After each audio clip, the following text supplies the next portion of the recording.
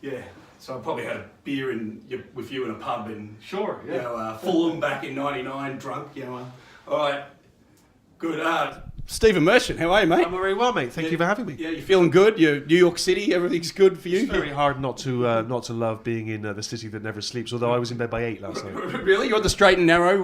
When you're a part of the rock phenomena, is that what you have to do when you direct The Rock and write for The Rock? Listen, like The Rock, I treat my body like a temple. Right, you know? We're actually gym buddies. That's how we met. That's how you're a good squatter? Yes. Well, yes, he actually bench presses with me. Right. Yeah.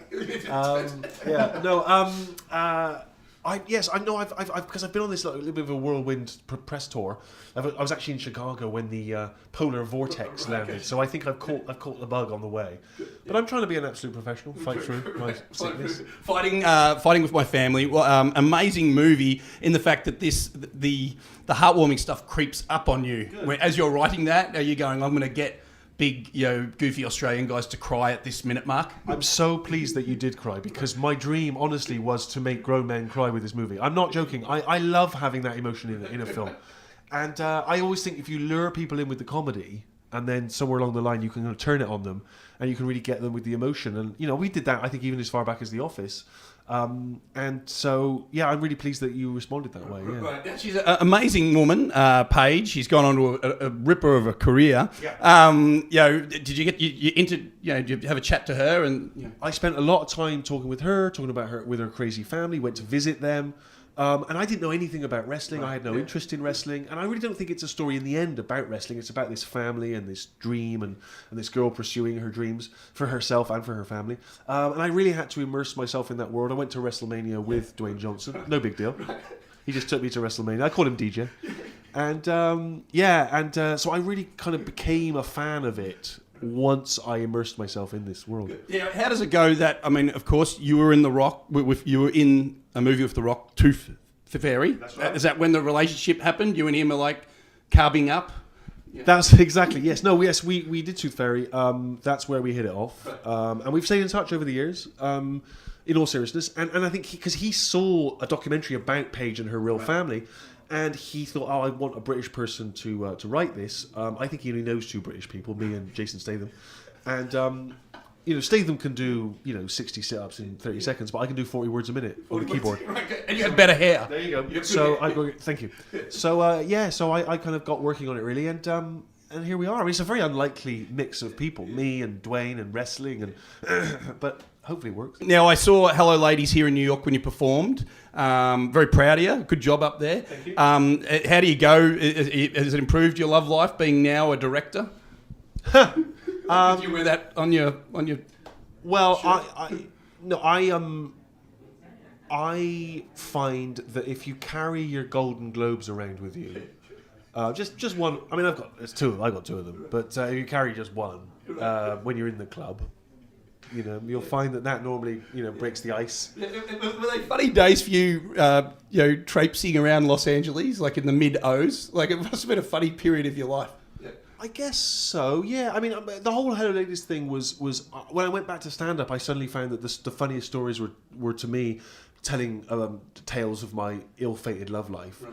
And so actually, yeah, exactly. We all have them. Exactly, and I love telling stories about that, because I love the fact there's such jeopardy when you're on a date, right? Because you want it to go well, you don't want to blow it, and so I love the fact that there's real stakes, That's right. And I always thought that was such a funny thing, but I'm actually one of the great lovers. It's just that I play the illusion of being a loser.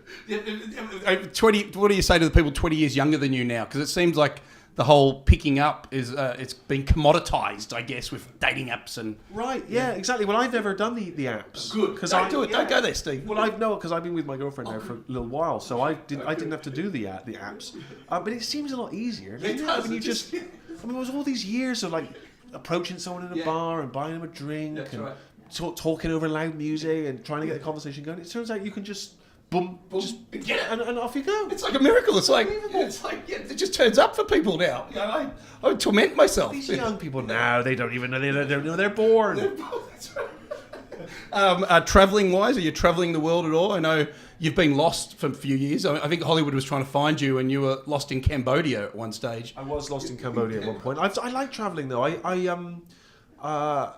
you know, I genuinely think that travel broadens the mind. The trouble for me is I'm a very, very tall man. I'm 6'7", Yes. and increasingly I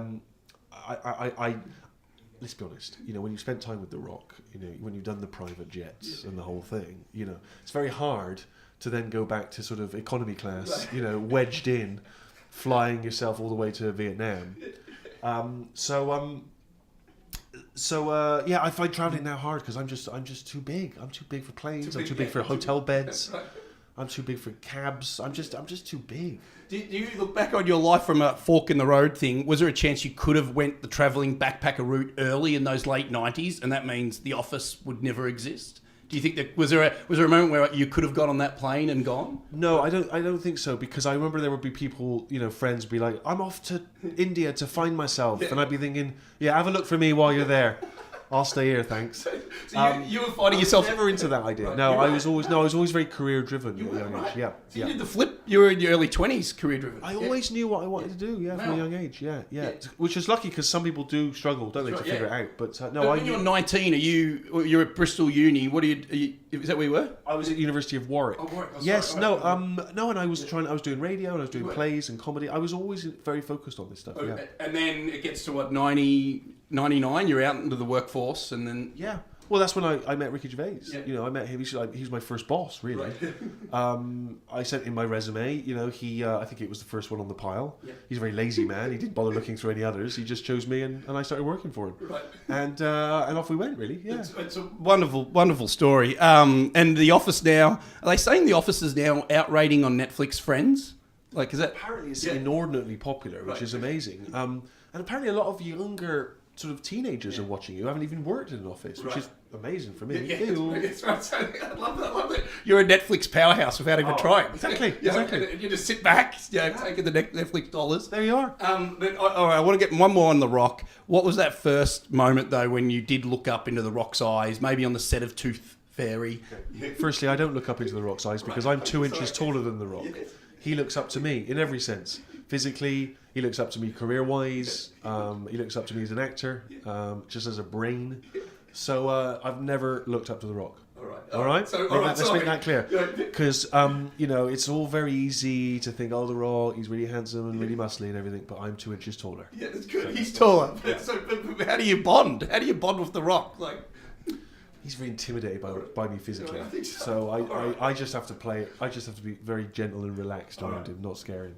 Well, for the good of all of us and for fighting with my family, I'm glad Stephen Merchant and The Rock are friends. Isn't that? Yeah. And you're his mentor.